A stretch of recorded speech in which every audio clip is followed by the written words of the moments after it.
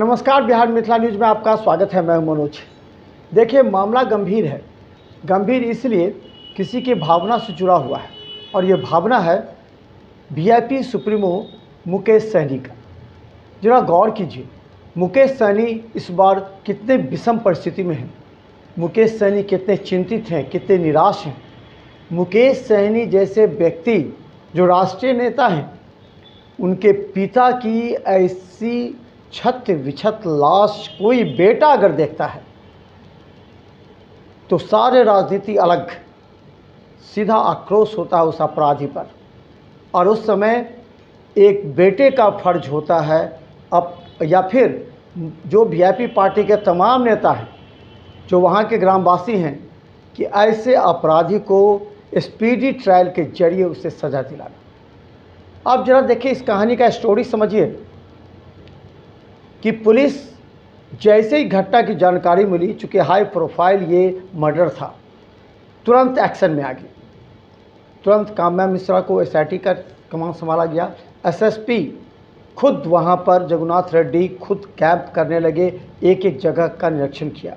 DIG Baburam वहाँ पहुँचे। चूँकि उनकी भी निगाहें हैं, उनकी भी तकनीकी ज्ञान के आधार पर उन्होंने तुरंत आसपास के सीसीटीवी खंगालना प्रारंभ किया।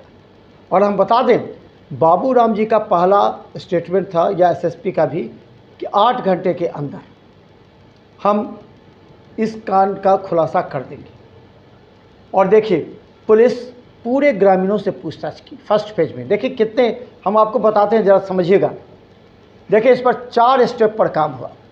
पहला स्टेप पर सादे वर्दी में कुछ लोग, पुलिस हो या फिर मीडिया हो या फिर अन्य लोग, ये लोग ग्रामीणों के संपर्क में आए और ग्रामीणों से पूछने लगे कि आखिर उनके सहयोगी कौन थे, किनके साथ उठते बैठते थे, किसका संबंध क्या था, वो कैसे थे। दूसरा, पुलिस वर्दी में भी कुछ लोगों ने ग्रामीणों के साथ, उनके सगे संबंधी, उनके परिवार के लोगों के साथ, अन्य लोगों के साथ उन्होंने वार्ता करना प्रारंभ किया। इस पूरे घटनाक्रम पर चर्चा शुरू की। यही नहीं, विगत 1 माह का पूरा हिस्ट्री भी खंगालना शुरू कर दिया कि आखिर क्या मामला था, कैसे ये इतनी बड़ी घटना घट गई।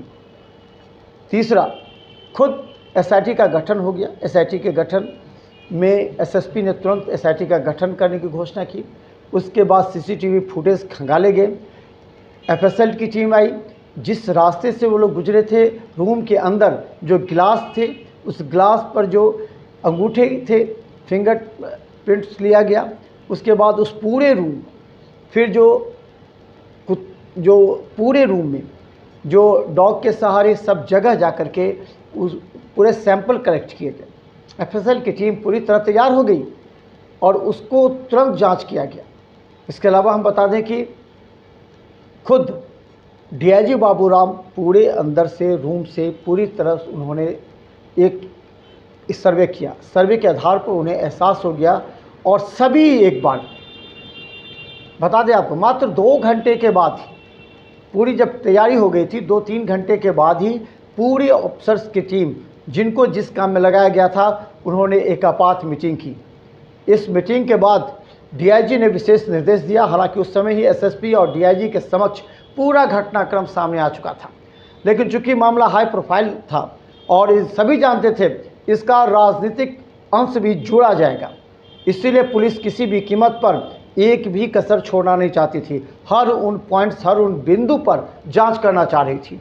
और जांच करने के उपरांत पुलिस इस नतीजे पर पहुंची कि ये जो मर्डर हुआ है वो रंजिश की वजह से हुआ, और रंजिश की वजह पैसे की लेन देन थी। क्योंकि जब मुकेश सहनी भी कहते हैं कि उनके पिता पूरे जो आलिशान उनका बंगला है मुंबई में, उसको छोड़कर गांव में रहना चाहते थे। जो उनके जीवन का एक ऐशो आराम था, उसको छोड़ करके गांव में रह रहे थे। गांव में उनके कई तालाबें थी, मछली मारते थे और फिर मछली बेचते थे। यहाँ तक कि अलग अलग प्रजाति के मछलियों का भी शोध वहाँ हुआ करता था। यहाँ तक बता दें कि वो पैसे भी गरीबों को दिया करते थे, कुछ को जो बहुत गरीब है, लेकिन कुछ ऐसे भी थे जो पैसे लोन पर लेकर के, उनसे ब्याज पर पैसे लेकर के वो अलग काम करते थे।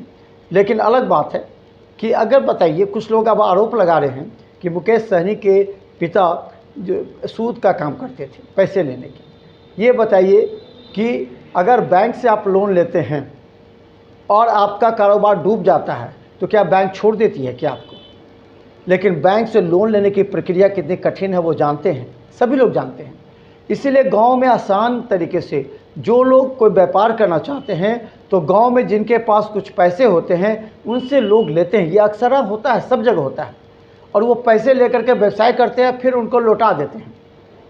लेकिन यहाँ पर मामला ये था कि पैसे लेने के बाद ये लौटाने में आनाकानी ही नहीं कर रहा था, बल्कि वो कह रहा था कि उन्हें माफ़ कर दिया जाए, जैसे सूत्र बता रहे हैं। इन तमाम बातों को लेकर पुलिस ने सीसीटीवी में जिस तरह के चेहरे आए उसको तत्काल पुलिस ने गिरफ्तार कर लिया।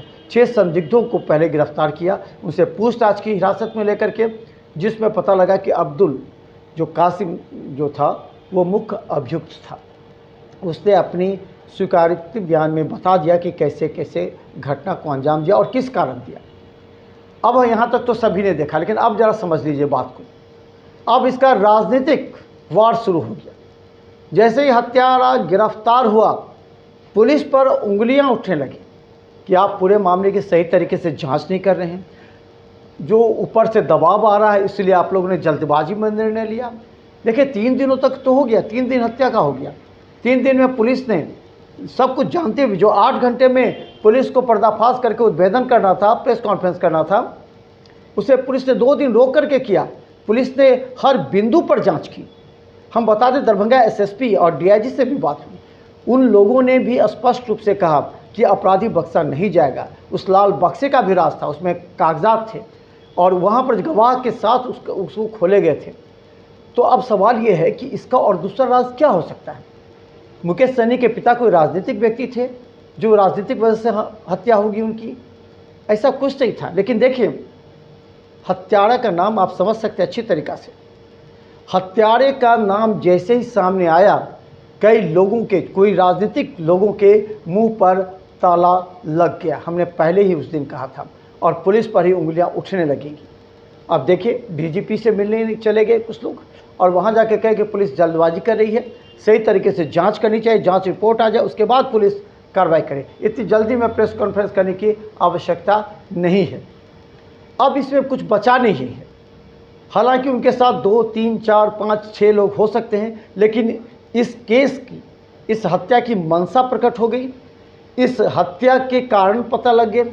इस हत्या में इस्तेमाल किए गए वो हथियार नहीं मिले हैं, लेकिन बहुत जल्द, क्योंकि पुलिस रिमांड पर ले लेगी उसे, उसके बाद उसका भी अब मिल जाएगा कि वो हथियार कहाँ हैं।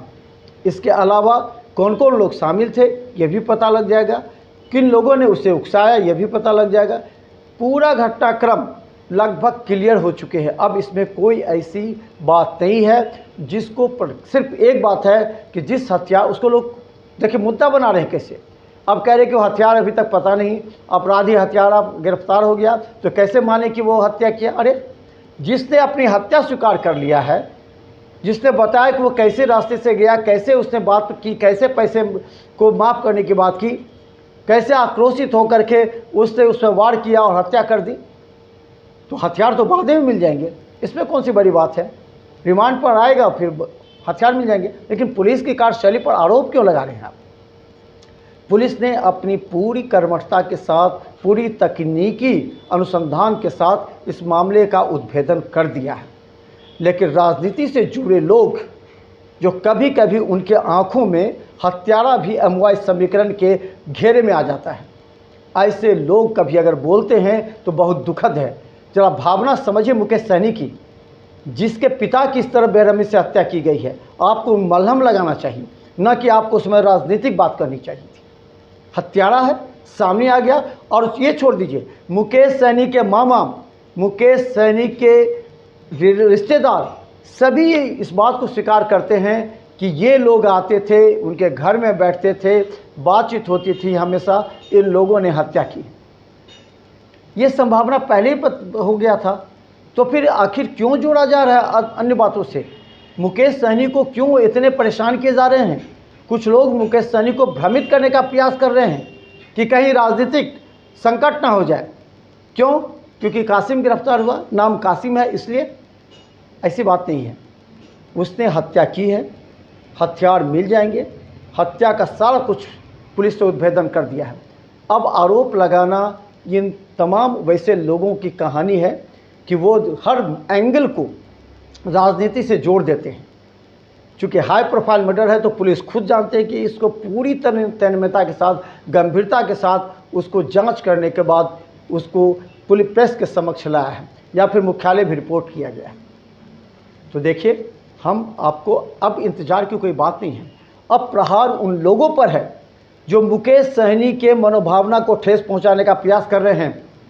अब उन लोगों से हम पूछना चाहते हैं, आपके सहयोगी हैं मुकेश सहनी जैसे व्यक्तित्व जिनके आंखों में आज भी आक्रोश है, 10 दिन के बाद देखिएगा वो आक्रोश किस तरह बाहर आता है, किस तरह वो बोलेंगे, किस तरह वो अपना वक्तव्य देंगे, बयान देंगे, किस तरह स्पीडी ट्रायल कर उसे फांसी की सज़ा की मांग होगी। लेकिन हत्यारे की गिरफ्तारी होगी, इसके बाद किसी के जुबान पर कैसे ताला लग गया समझ में नहीं आता। कैसे लोग इसको मोड़ने का प्रयास कर रहे हैं, कैसे लोग पुलिस पर दबाव डाल रहे हैं कि इसको इस तरह से किया जा रहा है, इसको और अनुसंधान करना चाहिए, जल्दबाजी नहीं करनी चाहिए। ये गंभीर मामला है। ये हमारे समाज की सबसे बड़ी विडंबना है कि नाम, जाति और धर्म देख करके हम अपराधी को विश्लेषण करते हैं, अपराधी की कैटेगरी को बांटते हैं और बाद में कभी कभी तो ये भी कहा जाता है कि बच्चा था। इसका भी हम विश्लेषण करेंगे। लेकिन आप जरा समझ लीजिए कि ये हत्या पूरी तरह निंदनीय है।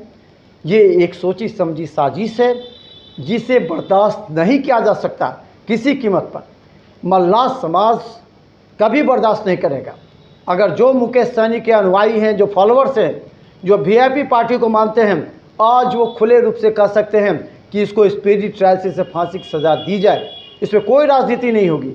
अगर कोई राजनीति करेगा तो वह बेनकाब हो जाएगा इस बार, क्योंकि इस बार मुकेश सहनी के साथ सभी हैं।